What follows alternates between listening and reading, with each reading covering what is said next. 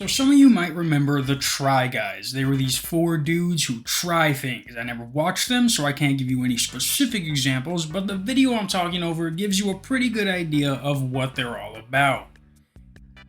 What do you mean there's a 50 Cent video? What the fuck? But these guys were like the Three Musketeers with an extra member, and as of now, they have over 7 million subscribers and are still uploading videos, baby! But back in 2022, something catastrophic happened, and one of them was caught cheating on their wife with someone who they worked with. It was the least gay looking one, or the most depending on how homophobic you are, but Ned Fulmer was cheating on his wife with a producer on the show who apparently appeared regularly in their videos. Again, I don't watch them, so this is the only example you're going to see. But after this came out, the guys were like, we're gonna have to try things without you. Ned Fulmer is no longer working with the Try Guys. No!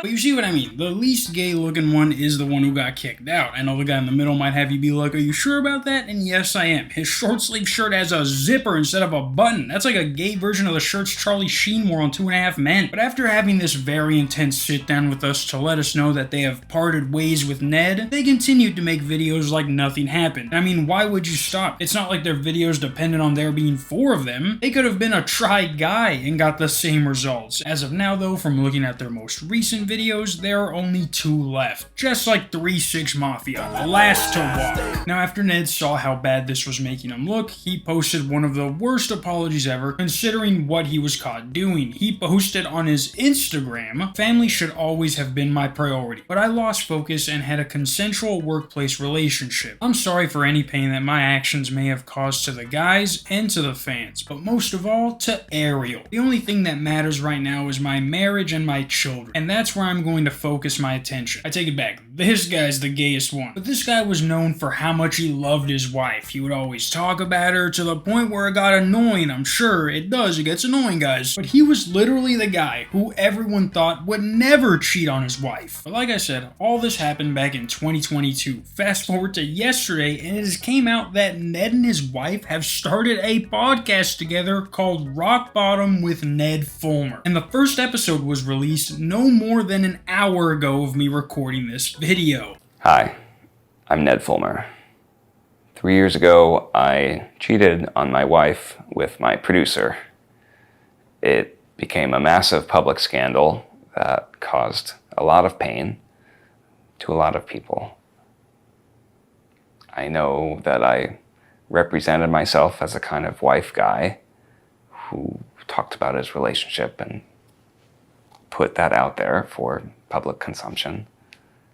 And you, as a viewer, I know that I broke your trust. If he's gonna talk like that for the whole podcast, you might as well just cancel it after 1 episode, buddy. He also looks like he does not want to do this, but his wife's like, you owe me one and I want to start a podcast. But let me tell you guys, this is one of the most awkward podcasts to watch in a bad way. Like, my assumption for them doing this was because they had made up and over these last 3 years, they were rebuilding what they once had and they were once again this happy couple. But almost immediately, you can tell that any and all preconceived notions you had about their relationship and this podcast were wrong. Like, this is the picture this article uses when talking about this podcast, when this is actually the least joy-filled video I have ever seen. Like, I want to show you this one part where they talk about people like me thinking that they've been together these last 3 years, and just listen to what his wife says about him. People ask me, like, do you forgive Ned for what he did? And I mean, the answer is no, absolutely not. How can you forgive somebody for lying to you, for cheating on you? No, fuck no. No, yeah, this was a great idea. Who the fuck talked him into doing this? This guy does not want to do this. I mean, just look at them. He's sitting all formal and she's chillaxing on the couch. She's like, you had your time in the spotlight. Now it's my turn to tell people how I feel. Which she should, but I think it's hilarious that they decided to do this together. Like, just look at his face when he's talking about people thinking that they're together. And the challenging thing is it's been complicated for a while. I mean, we are still friends. We have children together. We go on trips together. Right. Like, you know, there's a spectrum of being together, not together.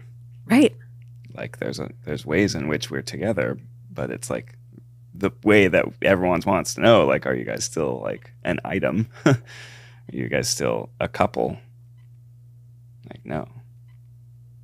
We really haven't been at all this last 3 years. No, we haven't. If there was ever someone who needed you to call the suicide hotline on their behalf, it's this guy. He wants her to say, well, actually, we kinda are together, so bad, but right after this is when she says fuck no to forgiving him. No.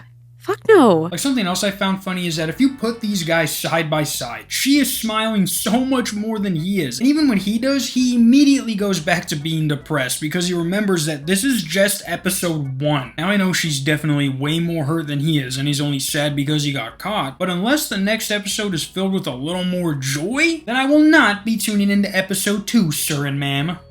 And I never was. But yeah, guys, fucking Ned Flanders is back doing a podcast with his wife, and it is just as awkward as you thought it would be. If you guys hear any background noise, it's because the fucking gardeners across the street like to do their job while I'm doing mine.